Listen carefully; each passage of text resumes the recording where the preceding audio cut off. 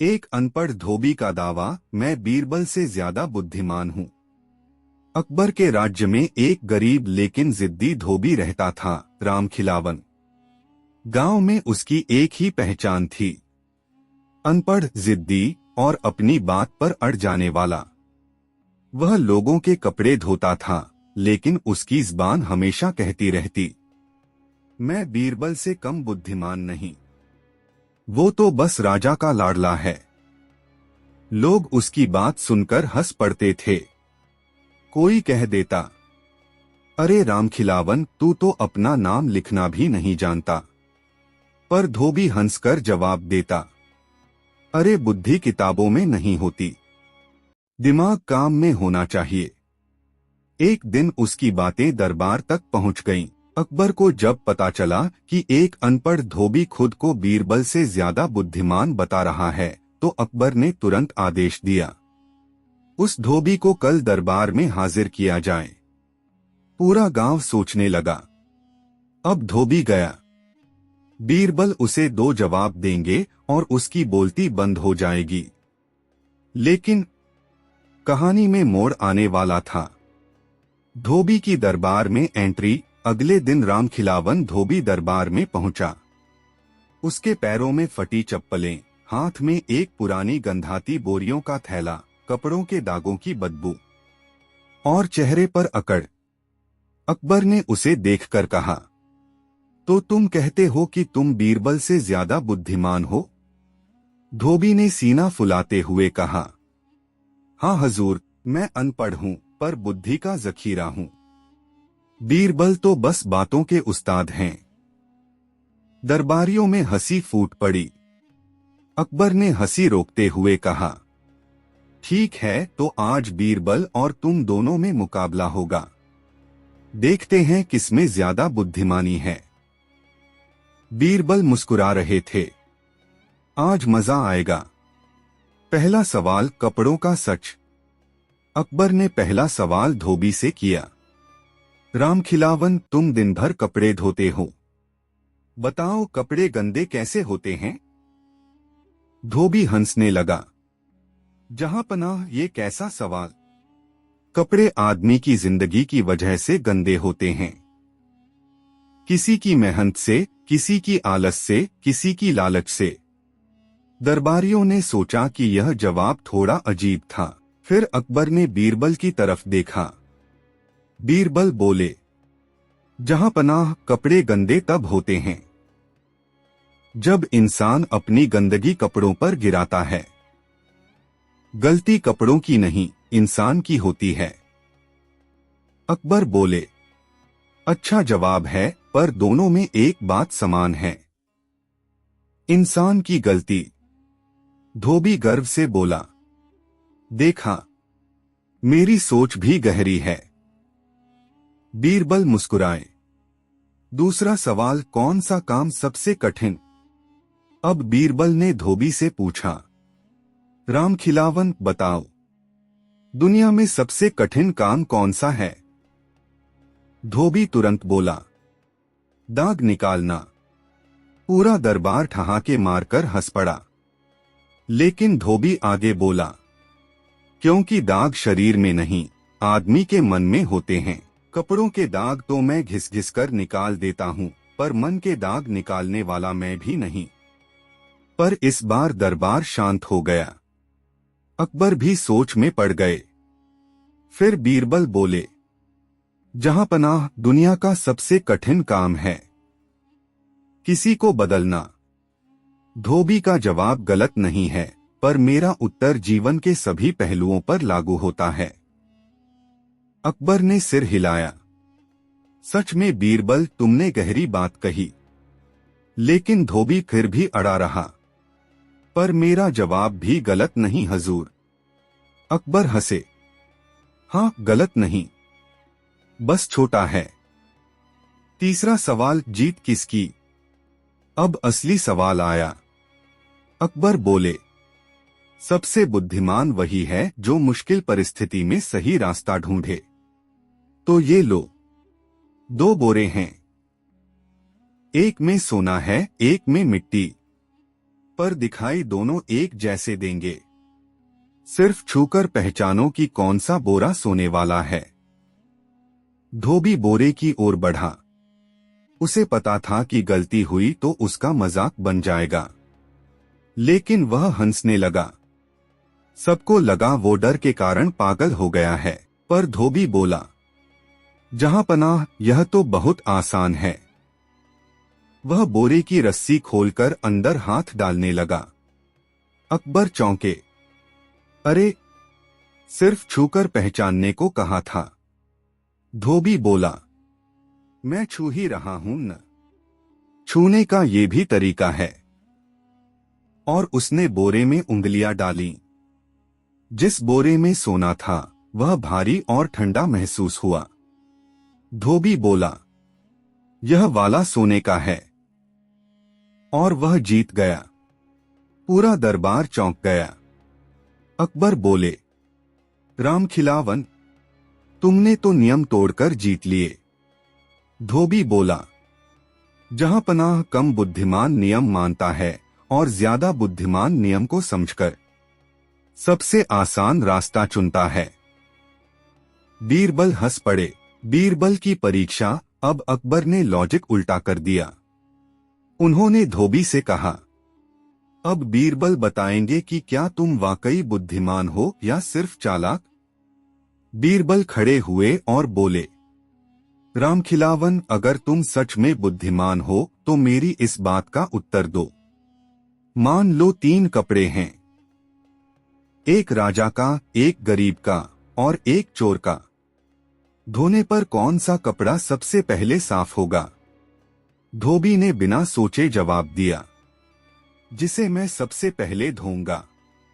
पूरा दरबार हंसी से फट पड़ा। बीरबल भी मुस्कुरा उठे। अकबर ने कहा, धोबी, तुम तो बड़ा सीधा जवाब देते हो। धोबी बोला, जहां पनाह, कपड़े को नहीं पता मालिक कौन है। गंदगी एक जैसी होती है। धोने वाला कौन सा पहले धोए वही पहले साफ हो जाता है। बीरबल ने ताली बजाई। जहां पनाह, यह अनपढ़ है पर मूर्ख नहीं। कभी कभी जीवन की सीख किताब से नहीं, काम से मिलती है। अकबर मुस्कुराए और बोले, रामखिलावन, तुमने साबित कर दिया कि बुद्धि अनपढ़ में भी हो सकती है। धोबी झुककर बोला, जहां पनाह, दिल साफ हो तो दिमाग खुद चमकने लगता है। बीरबल बोले, तुम बीरबल नहीं बन सकते, पर अपनी जगह पर तुम भी कम नहीं। धोबी गर्व से अपनी फटी चप्पलें पहनकर बाहर चला गया। गांव वाले भी उस दिन पहली बार बोले, आज धोबी ने बीरबल को नहीं हराया, पर धोबी ने खुद को साबित जरूर किया। अकबर के विशाल राज दरबार में उस दिन एक अजीब सी हलचल थी। सुबह सुबह ही महल के फाटक के पास पहरा देने वाले सैनिकों ने बताया कि एक धोबी, हाँ वही कपड़े धोने वाला, दरबार में घुसने के लिए जिद कर रहा है। जिद भी ऐसी कि सुनकर कोई भी हंसी रोक न पाए। धोबी दहाड़ रहा था, मुझे दरबार में ले चलो, मैं सिद्ध करके दिखाऊंगा कि मैं बीरबल से ज्यादा बुद्धिमान हूँ। सैनिकों ने समझाने की बहुत कोशिश की, अरे भाई, इतना बड़ा दावा करने से पहले दिमाग लगाता है कोई। लेकिन धोबी कहाँ मानने वाला था। वह और जोर से बोला, बीरबल कहाँ है? बुलाओ उसे, उससे कहो एक अनपढ़ धोबी ने चुनौती दी है। यह बात धीरे धीरे महल में फैलती हुई बीरबल और फिर अकबर तक पहुंच गई। अकबर ने हंसते हुए आदेश दिया, इस साहसी व्यक्ति को अंदर बुलाया जाए। जो अपनी अक्ल पर इतना भरोसा रखता है, उसे दरबार का सम्मान मिलना चाहिए। थोड़ी देर बाद वह धोबी दरबार में लाया गया। उसका पहनावा पूरा साधारण था, पैरों में चप्पल, कंधे पर गीले कपड़े धोने का गमछा और चेहरे पर बेहिसाब आत्मविश्वास। वह सामने आते ही बोला, जहां पनाह, आप सबने बीरबल को बहुत चढ़ा रखा है, लेकिन असल में असली अक्ल तो मुझ में है। दरबारियों ने हंसी रोकने की कोशिश की, लेकिन कुछ के चेहरे फट चुके तरबूज जैसे लाल हो गए। अकबर ने मुस्कुराते हुए कहा, तो बताओ धोबी, तुम अपने आप को बीरबल से ज्यादा बुद्धिमान क्यों समझते हो? धोबी ने गर्व से छाती फुलाते हुए कहा, क्योंकि जहांपनाह, मैं सारा दिन लोगों के कपड़े साफ करता हूँ। मुझे पता होता है कि कौन क्या छुपा रहा है, कौन कितना गंदा है और कौन कितना साफ। मेरी नजर धोबी घाट पर ऐसी चीजें पकड़ लेती है जो आपके मंत्री भी नहीं पकड़ सकते।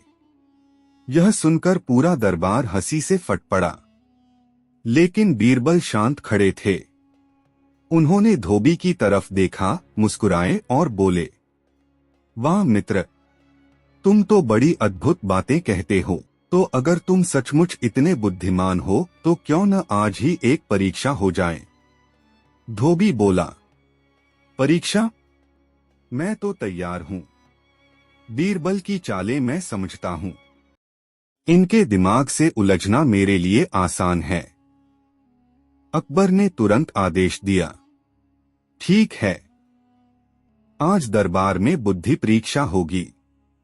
अगर धोबी जी जीत गए तो इन्हें इनाम मिलेगा, और अगर हार गए तो बस फिर आप समझदार आदमी जान जाएगा कि अपनी औकात कहाँ रखनी चाहिए। दरबारियों में उत्सुकता की लहर दौड़ गई। पहली परीक्षा, सच और झूठ का सवाल। अकबर बोले, दोनों को एक एक मौका मिलेगा।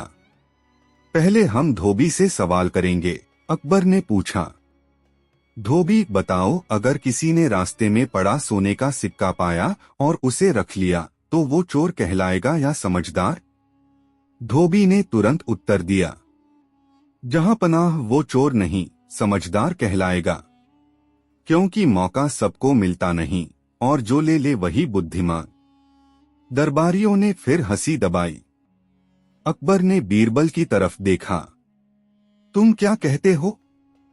बीरबल ने धीरे से कहा, जहांपनाह, जो चीज उसकी नहीं थी उसे लेना चोरी कहलाता है, और चोरी को समझदारी समझना सबसे बड़ी मूर्खता है।